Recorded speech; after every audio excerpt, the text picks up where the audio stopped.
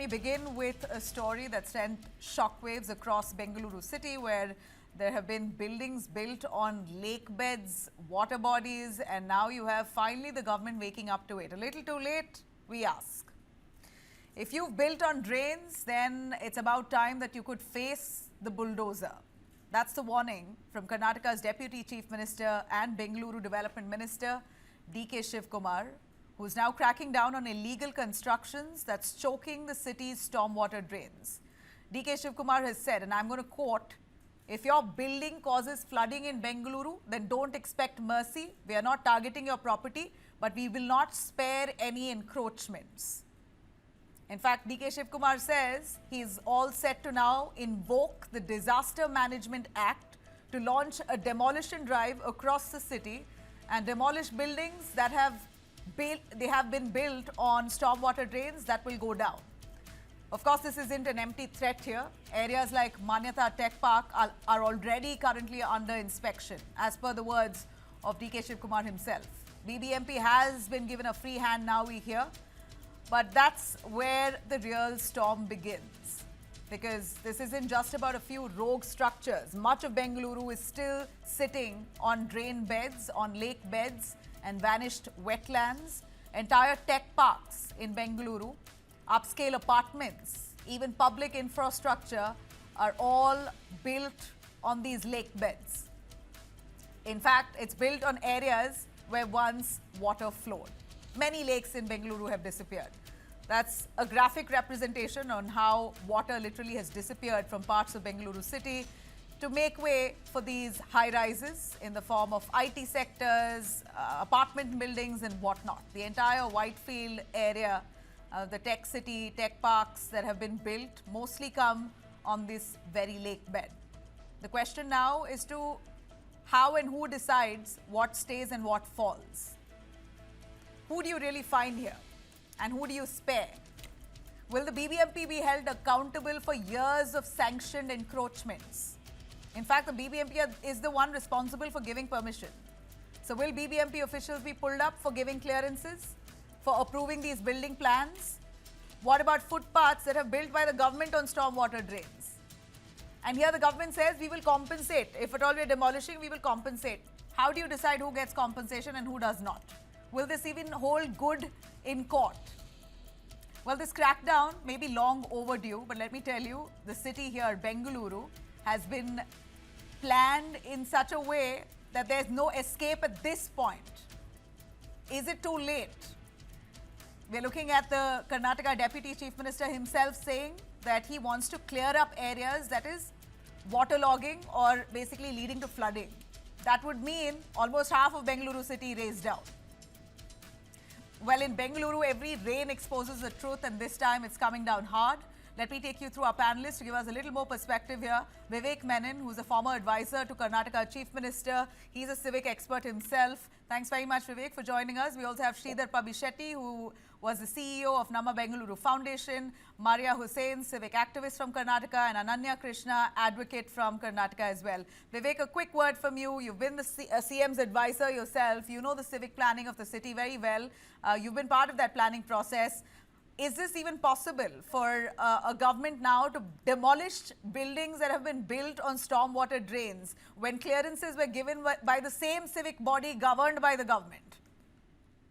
Absolutely, Nabila. I think of course, it's a great move if it can be actually implemented. But I think the problem stems back to decades of misplanning across the city. And I think, successive governments, and we have debated this even 15 to 17 years ago, successive governments have continually given builders and others permissions to build on lake beds. Now, if you start with storm drains, where do you stop? Yeah. Do you remove all of the encroachments that are on lake beds? We had over 480 lakes, and Sridhar will tell you that too. And we are down to about 80 lakes now that are very, most of them are encroached. The stormwater drains, unfortunately, the problem here is that everybody just looks at the main Rajakaluwe. but no one really studies the entire ecosystem. And there's a huge ecosystem which includes tertiary, secondary, and primary drains. And unless you come up with a comprehensive solution, and I do this for a living across several of the tech parks, in and around the Bengaluru to Vartur area. And if you come up with a comprehensive solution that includes all of these three different components, you can really study it and ensure that there's absolutely no flooding, or what we call as flood mitigation.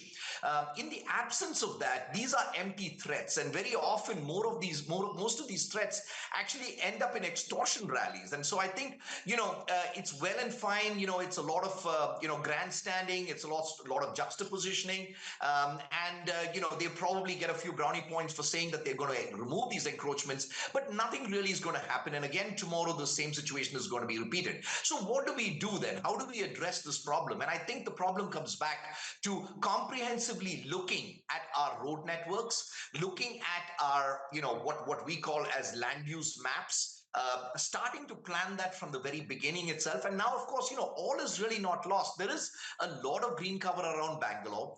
And if we were to actually look at it in a comprehensive way, look at the different valleys that we have. We have over 5 valleys in Bangalore.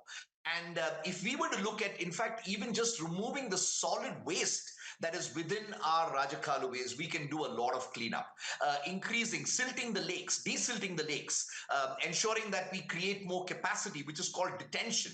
And then, of course, coming up with a system of, inspections and ensuring that these encroachments do not happen in the first place. These violations are allowed to happen, and this happens even with building violations. They're allowed to happen, and then the government uses the strong arm of the law, the long arm of the law, to extort money from people. And I think that's where citizens of Bangalore are pretty much fed up with this these what I call as shenanigans. The CM making a tour of the city. I mean, he has absolutely no clue how to solve this problem. He does not bring in a team of experts who can really study it. I know Mr. T.V. Ramchandra, who's with the Indian Institute of Science, a lot of us who have studied the ecology, the hydrology, the hydraulics.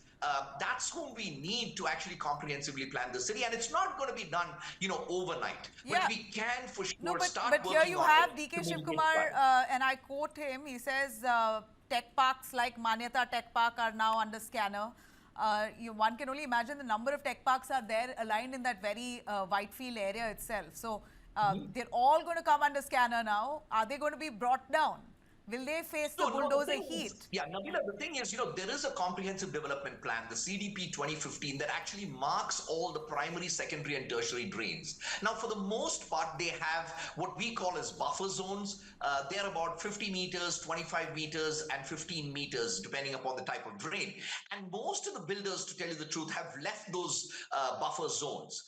Now, of course, there may be building encroachments that probably have to be looked at, but the drain itself is capable of carrying it if we were to properly clean these drains, keep them free of solid waste, of debris that is thrown into them, sewage that finds its way into the stormwater drains and pollutes the entire water system within our entire city. So I think to a great extent, we have brought this problem upon ourselves.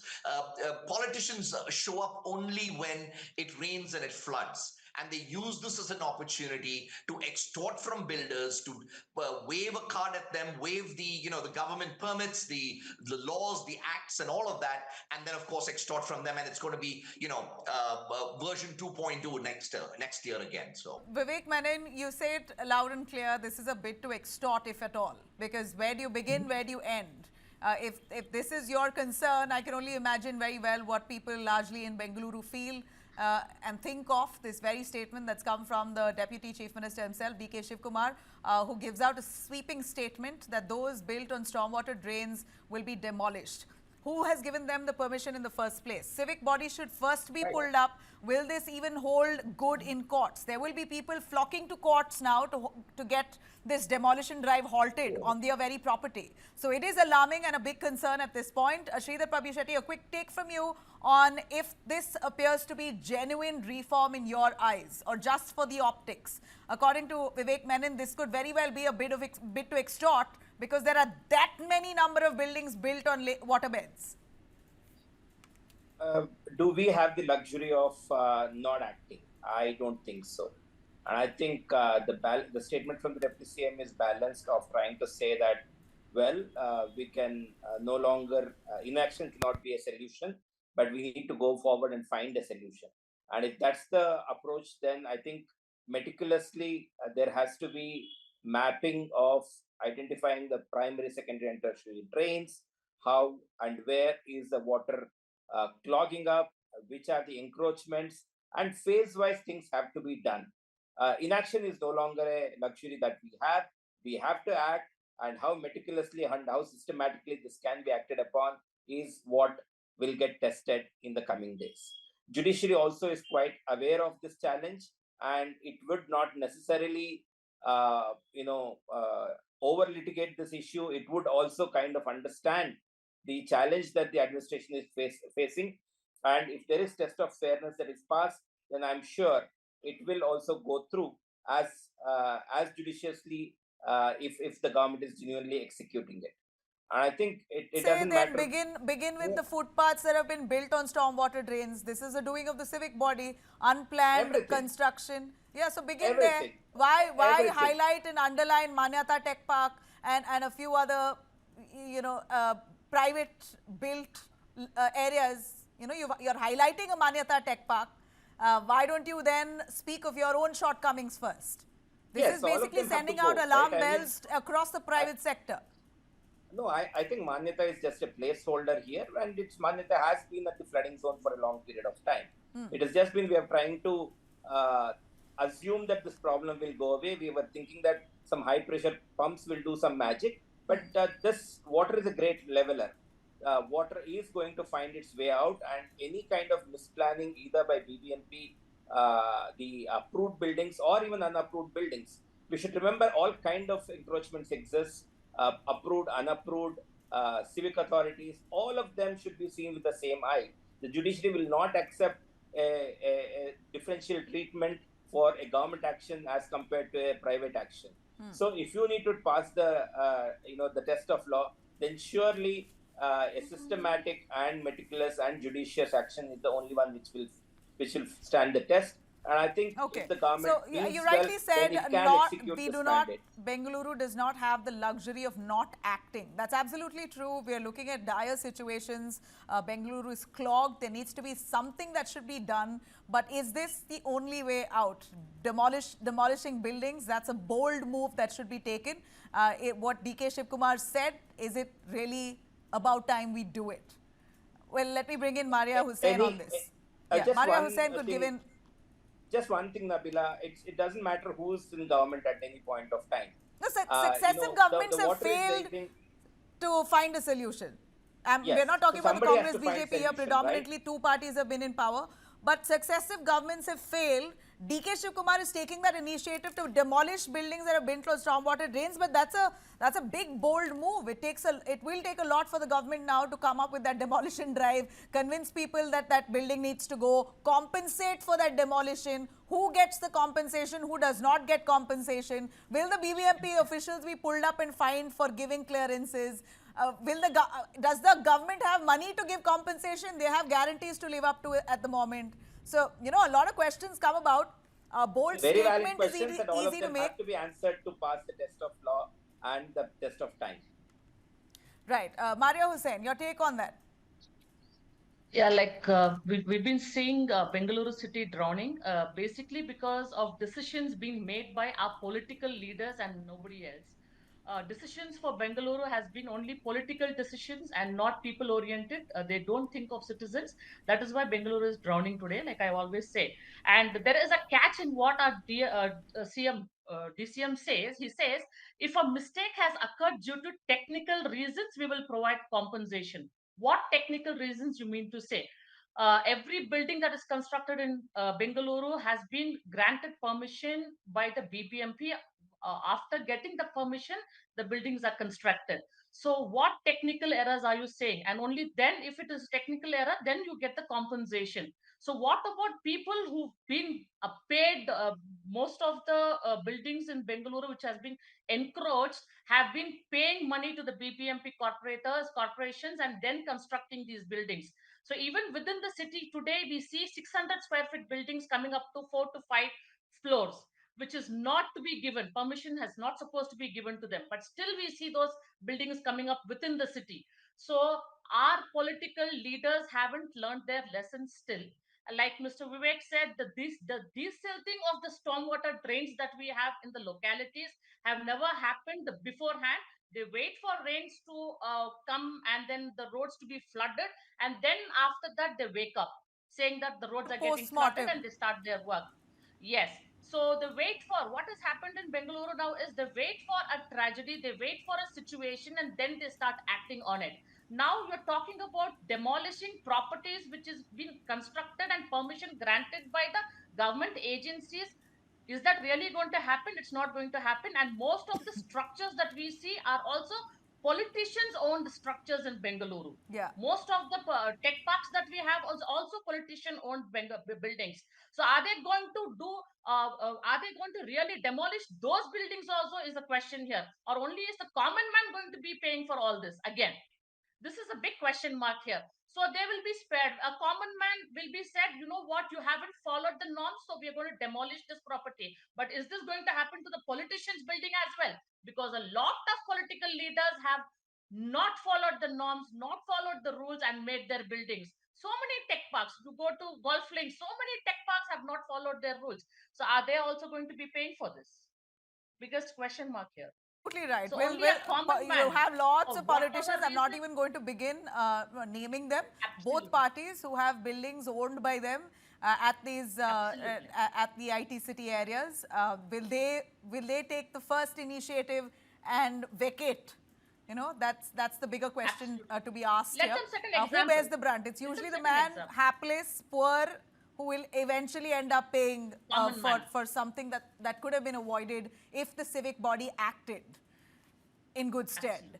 Absolutely. Ananya Krishna is an advocate from Karnataka to tell us on whether cases of this nature, which will definitely go to court, if at all bulldozers now appear in front of private establishments to demolish those buildings, there will be people flocking to courts at this point asking for relief. Do you believe a case like this will hold good in court? Nabila, first thing is we need to question what are these encroachments. Is the DCM just accepted to the fact that he is going to compensate these illegal encroachments? So what are these encroachments? Where do you define these encroachments? So you have given this plan sanction, you're receiving the taxes for these encroachments, and you say these are encroachments, and you want to fund and you want to resettle these encroachments. So are you encouraging these encroachments? And you say about Manyata Tech Park, why don't you talk about Shobha? Why is this seems like a politically motivated dialogue, a monsoon dialogue, we can say, rather than a policy that solves the issues of Bengaluru. Of course, there will be many petitions. There will be series of petitions that is going to be flooded in the high courts for a stay. And I think the well read and the people who are fluent and affluent are going to get justice in this. Ultimately, the slum boats, the people who are not aware about the laws, cannot go to the courts and question the illegal activities of the BBMP. So the BBMP has been the longest standing body which has organized and taken care of the developments of Bengaluru so far. And you talk about the SWD, there are NGT rules. So how many NGT rules have you followed before giving plan Correct. sanctions to Manyata Tech Park? How much bribe You is talk usually about Manyata exchanged to Tech get Park. these clearances is Exactly. is not something that is hidden. It's an open secret. In fact, you easily get your Exactly. clearances, from the Green Tribunal in Karnataka, and this has been on for decades. It's not as if it's a recent development or a revelation that we know of now. It's been happening, which is why we've lost our water bodies altogether. Hardly few lakes that remain now in Bengaluru. But a quick word from Vivek Menon. Is it even possible to reclaim Bengaluru city, ensure it does not flood the way it does, without actually having to raise down these buildings? What's the alternative? It's highly possible. The thing is, at the end of the day, we need a couple of things. One is the trust deficit that exists with the government is significant right now because the fence has been eating the crop, and every agency today is culpable in this horror that we are seeing across Bangalore. In fact, so much so that our city is turning into a slum city, and it's very sad to see that because it was a garden city. Now, what's happening essentially, these are all for optics. It's great to say that I'm going to clear all the encroachments on the Raja Kaluwe, and we have seen this happen for successive governments over the past decades, and none of us are strangers to it. But what is the actual solution to this problem? Bangalore is a beautiful city that has been extremely well planned by our forefathers. It's got 5 beautiful valleys, had 480 lakes, down to 80 lakes. But even then, all is not lost. What we've got to start doing is a war footing to mitigate flooding. And with that, we can really, ensure that we create drainage area maps, flood area maps, so we know where the flooding is happening. We open up all of our roadside stormwater drains. Those are the primary drains that actually are going to drain the roads. These roads are all flooding because at the end of the day, the water is not able to get into the drains and get off into the Rajakaluways. You'll notice that most of the Rajakaluways are not flowing full. They're probably flowing half full, which means they do have more capacity. So the key is to come up with a comprehensive system. Is the other big thing that we have in our stormwater drains is solid waste. And to tell you the truth, Mr. D.K. Shivakumar should take a quick walk up to Hebbal Lake. He can't even stand there because of the stench. So before they start attacking the developers, and I'm not taking up for the developers over here because if they have encroached, they need to be brought to justice. But before they do that, the government needs to turn its finger towards itself and see if it has done everything possible to mitigate flooding in the first place. And Right. to tell you the truth, it hasn't. So I think in a way, a structured technical approach to ensuring that we mitigate this problem, and they all have to be committed to it. If that can be done, believe it or not, I'll be more than happy to help this government solve this problem over the next 2 to 3 years without necessarily going on a demolition drive. Great. Ananya, you had something to say. Yes, Nabila, when we think about development, the government introduced white topping roads in Bengaluru, Yeah. and still there are many areas which is being developed. Now, currently, the white topping is going on in the JC Road stretch. So these white toppings do not drain these rainwaters, and there are no drainage systems Correct. in the proper roads. So when you talk about only SWD, there are problems in roads where we travel every single day. So your proposal of white topping has not helped in Bengaluru's Correct. development. It's worse. So yes,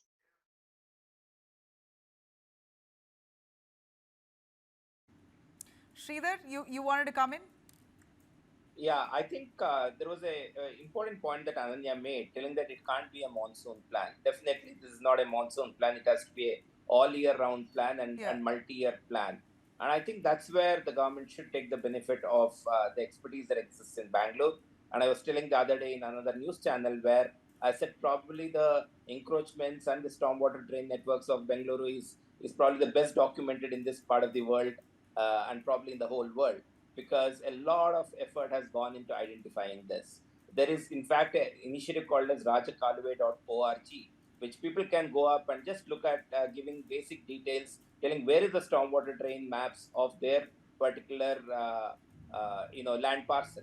And I think it's efforts like this that will make everybody make themselves aware of the water problem, the Rajakaluwe problem, the lake problem, and hence they can make informed decisions. Okay. It should be awareness, it should be inclusion, it should be fairness, and all of them will get tested when it goes to court of law. And if the court of law is reasonably satisfied, telling that this is not a trigger, a knee-jerk reaction, but it is a sustained long-term plan made with enough expertise that government can any day pull through by reaching out to the right set of people. This is wishful thinking. What you're saying, Sridhar, is wishful thinking that we hope it happens in such a fashion. We hope these are not sweeping orders and actions as per what DK says, that you'll face bulldozer heat. He's mentioned a few private properties as well. So it's sent alarm bells ringing. A final word I'll have Maria Hussain advise people buying property in Bengaluru what to watch out for before you actually pay up.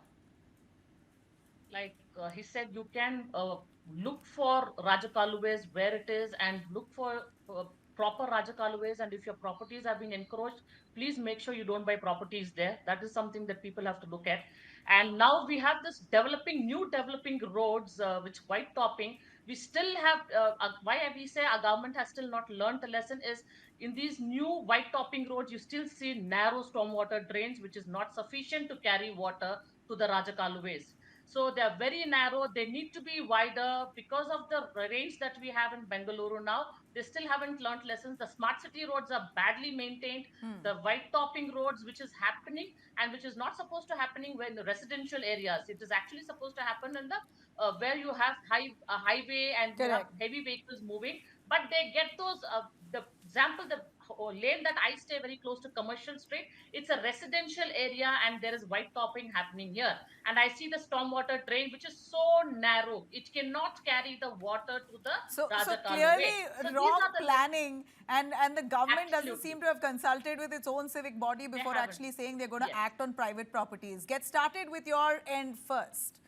If only they come together, recalibrate on how to fix the footpaths first, ensure roads do not have white topping that block off stormwater drains, then you get to cracking down on private properties. That's really how it should work. And we've heard all of your voices here. Bengalurians certainly are keen to know what to do next if a bulldozer is standing in front of their gate. Thanks very much, all of you, for giving in that viewpoint.